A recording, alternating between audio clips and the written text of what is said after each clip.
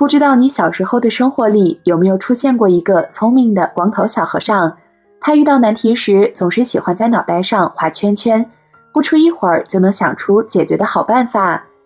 他就是动画片《聪明的一休》里可爱的一休。2018年年底，一休的配音演员、日本著名女声优藤田淑子不幸因癌症去世。在她去世之后，许多人开始回忆起小时候看一休哥的经历。其实，一休在历史上确实是有真实人物原型的。这位一休师傅小时候也确实像动画片里那样聪颖、睿智又天真无邪。可是，如果你了解过长大后的一休和尚，相信也会非常毁三观。今天，小编就和师兄们说说一休和尚的故事。一休在日本历史上也是一位非常有名的传奇人物，可以说是家喻户晓。最主要的理由并不是因为像动画片里演绎的那样，小时候的他那么聪明可爱，而是因为他长大之后表现得疯疯癫癫。尤其是中年之后，在他40多岁的时候，有一回来到大阪附近的街市，他手提一把木剑就在市内四处闲逛。旁人见着他就问道：“大师，您这把剑是用来杀人的，和尚是要救活人的，你拿着它做什么呢？”他解释道：“这个时代的出家人就好比这把木剑，剑在鞘里很中看，就像出家人在禅堂，一旦离开禅堂，就好比木剑出鞘，完全不中用，连杀人都不可能，更何况说是要救活人。”也就是说，他的这场行为艺术完全是为了讽刺当时的出家人。为什么他要讽刺当时的出家人呢？这是因为在一休生活的那个年代，日本的佛教，尤其是他所修行的禅宗，变得十分堕落。很多人表面上道貌岸然，看着都是高僧大德，但私底下酒肉不忌，饲养女人，不守清规。一休早年修行的时候，其实一直是个艰苦修行的僧人，但在40岁之后，他也变得又酒又肉，佛门清规也一概不在乎。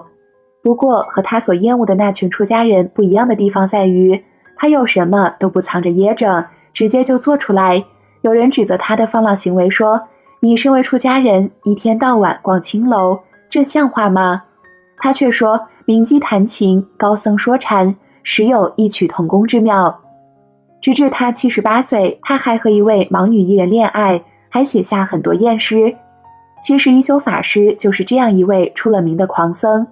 他成天说话颠三倒四，酒肉饮食，放浪形骸，可是又喜欢在街头陪老百姓一起欢乐，偶尔还会帮助大家，同时还常常说一些莫名其妙的话语。后来人们才意识到，原来这都是为了教化人心。总之是个古怪癫狂的出家人，所以他在日本非常出名。另外，一休的父亲还是天皇，一休其实是位不折不扣的皇子。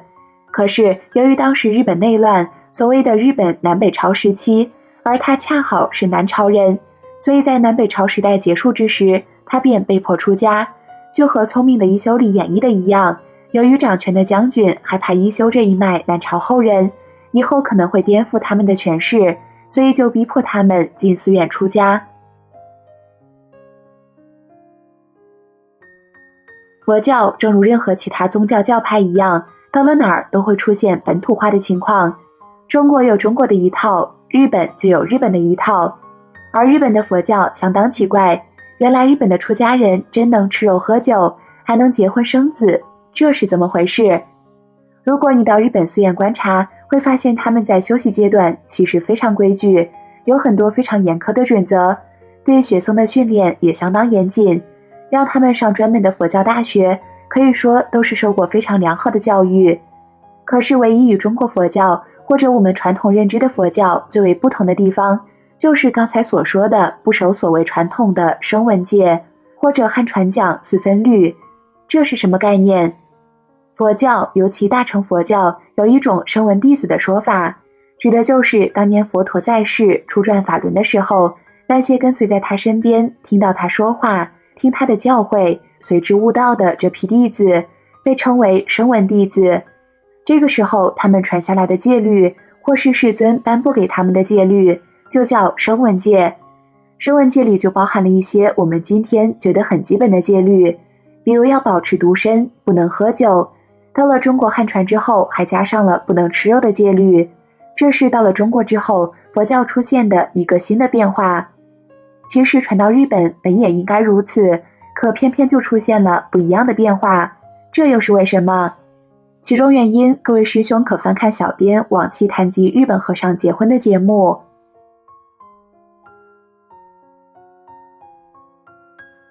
时间回到18、19世纪的时候，日本还是有很多寺院严格遵守清规戒律的。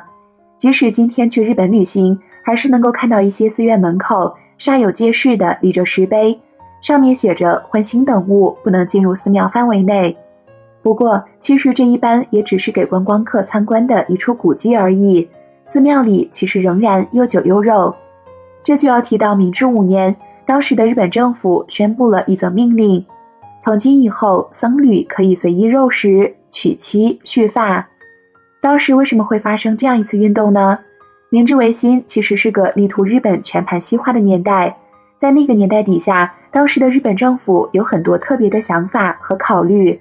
比如关于吃肉的问题，其实原来不止日本的出家人不吃肉，连一般老百姓都几乎不吃肉。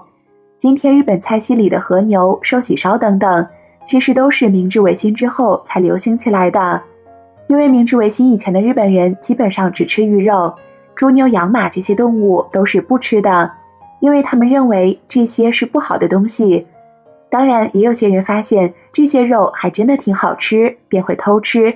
但是一般都会被认为这是一种很让人鄙视、十分低贱的行为。可是当时日本的明治政府却认为，为什么这些老外打仗那么牛那么厉害，肯定是因为人家身体素质好。为什么他们的身体这么好？那是因为他们是吃牛排。于是明治政府决定，日本人从今天开始也要吃肉，明治天皇还带头吃肉。而且不仅一般老百姓吃肉，出家人也得吃肉。为什么？因为出家人也得身体好，现在全民都在预备当兵服役，出家人也同样是国民，也得当兵。更重要的是，当时还发生了一个叫废佛毁世的运动。什么叫废佛毁世？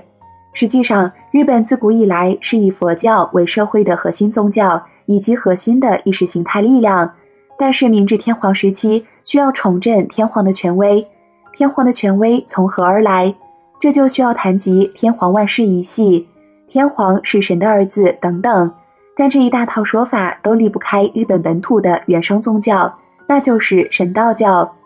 但是在明治以前很长的时间之内，神道教一直被认为是附属于佛教的，是被佛教吸纳掉的宗教，所以很长一段时间，神道教的神社和日本的佛事往往都是捆绑在一起的。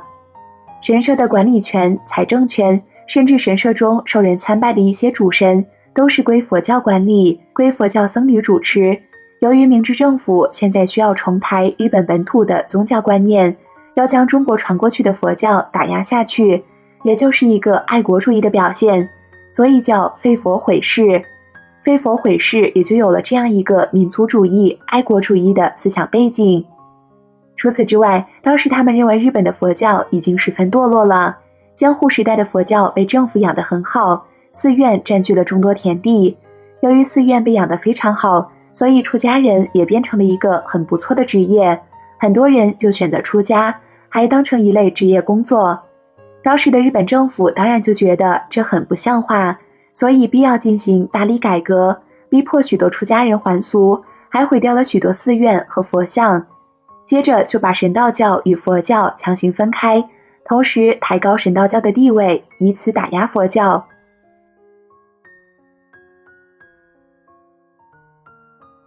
说到这里，其实还有一个问题，如果我们以为日本佛教是由于过去有亲鸾那样古怪的佛教思想家，有一休这样的狂僧，直到明治时代才完全转变成今天我们看到的样子，这个说法恐怕还是有问题的。为什么？我们试着再回到更早的日本历史去看，你会发现其实日本的出家人娶妻生子这件事可谓由来已久，在10世纪左右就已经出现。早期这样做的仅仅是一些特殊阶级，也就是皇亲国戚这些贵族。当时的佛教是主流，很多这些贵族因为仰慕佛教，因为当时纷纷认为出家是件好事，所以很多贵族都会选择出家。但其实当时的出家也不正规，他们都还是有老婆孩子的，和平常生活好像并没有太大区别。甚至比如一些天皇退位后出家去当了法皇，他在寺院的管理方法和他在皇宫其实是没有什么分别的。他生下来的孩子们将来说不定还会继承他所在寺庙的住持之位，所谓真谛。所以中古日本的寺院和我们一般理解的那种出世的状态其实是非常不同的。最后总结一下，到底日本的佛教和出家人发生了什么事？佛教在日本为什么会变得那么世俗化？那就是因为佛教的地位太高，政权太过关注它，太过追捧它，有权力的阶层太过喜欢佛教，甚至到一个地步，就是权贵纷纷想当出家人，出家人也变成了一种特殊的身份阶级。由于出家人变成一种特殊的、珍贵的、了不起的身份，而且能够得到种种特权，包括田地资产、免赋税等等，它就开始变得不太像原来我们所认知的佛教或那种宗教力量了，反而变成了一种社会身份。在这个情况下，可以说原来佛教的一些传统内涵皆被冲淡了。好了，今天的节目就和大家分享到这儿了，那我们下期节目再见。